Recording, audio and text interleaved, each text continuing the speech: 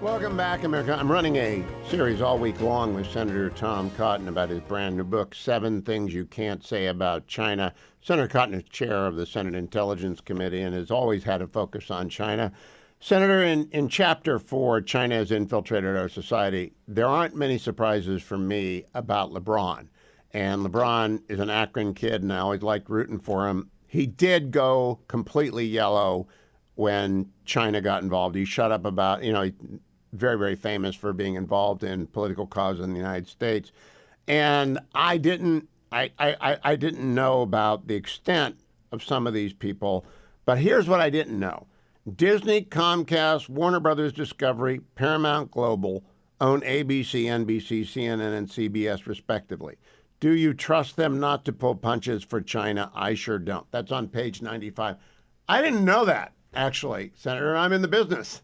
Yeah, and Hugh, this is an example of why I wrote this little book. Americans rightly have a very low opinion of communist China, but whatever they think about how dangerous China is or the threat it poses, it's actually even worse. That's what I've learned after 10 years on the Intelligence Committee and now as the chair and on the Armed Services Committee.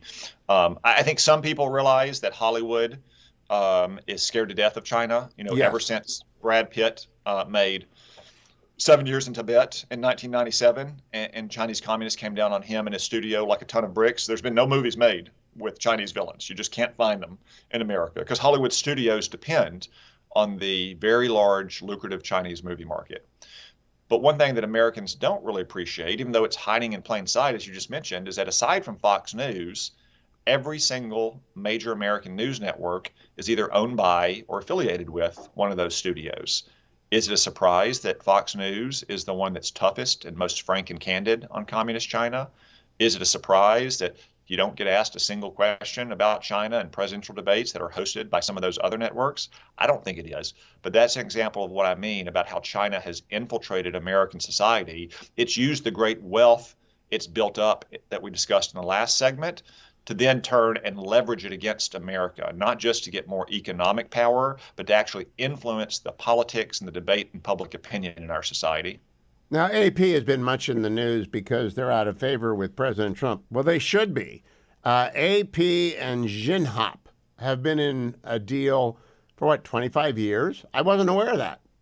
Yeah, and it's unclear the extent of the deal or how much it influences reporting in China. My suspicion is it's pretty large. Again, almost any one of these major news networks or media outlets wants access to China. They want their reporters to be in. They depend on Chinese sources to get news out of China. So most of the time, they dance to the tune that China plays for them. All right, now I want to move on to higher ed. I knew we had a lot of students here. I did not know we had 290,000 Chinese nationals on student visas in 22 to 23. If only 1% of those are actively spying for China, it's 3,000 spies. I suspect it's significantly higher. What do you suspect, Senator Cotton? Yeah, it is much higher. Most of the students that get out of China on an exit visa to come to the United States on a student visa are somehow the family or friends or associates of Chinese communist officials or PLA leadership. And they're going to these campuses that not primarily to study, say, the collected works of Shakespeare or the Federalist Papers, but rather to study the kind of scientific, technological, engineering, mathematics subjects that will then make them useful to China's economic growth and military power.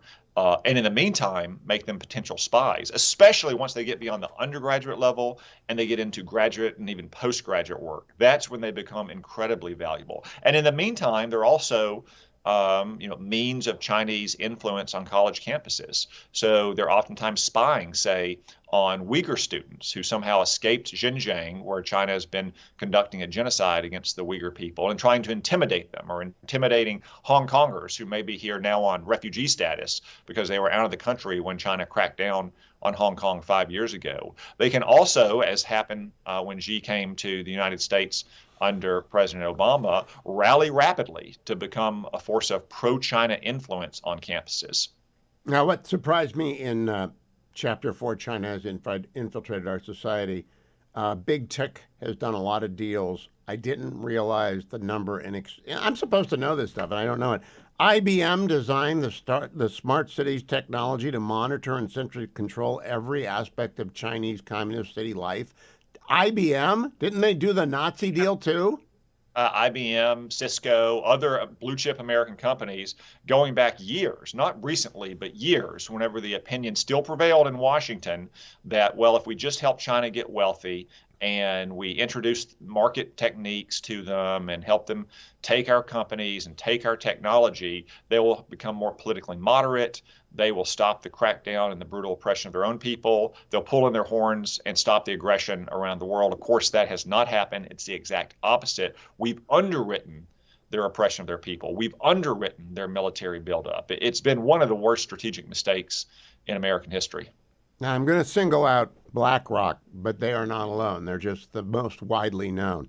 They had $430 million invested in blacklisted Chinese companies. What is a blacklisted Chinese company? What do you want BlackRock to do? Well, I mean, in a general way, it means a Chinese company that is on one of the lists that's maintained by, say, the Department of Defense or the Department of Commerce, Department of State, that is affiliated with the PLA or with Chinese intelligence services, that's producing dual-use technology that can be used against America or our friends and partners around the world.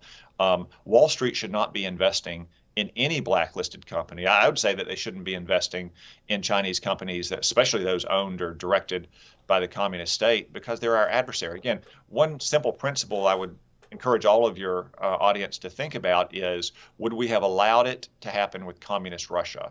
And if the answer is no, then we shouldn't allow it to happen with communist China right now. Is it possible to decouple? We got 30 seconds in this segment. It's certainly possible to do so in a strategic way. We cannot allow ourselves to be dependent on China for goods that are vital to our health and our safety and our prosperity, whether it's basic pharmaceuticals or rare earth elements. There are other things that China produces that I wish we produced here, that we still have those jobs in America, like, say, Christmas decorations, almost all of which are produced in China. China doesn't have a lot of leverage over us just because we get our fake Christmas trees in China, but anything that's essential to our health and safety, we need to get out of China, preferably back to America. Senator Cotton will be back with me for part 6 in our series. Do not miss it when it arrives. Stay tuned.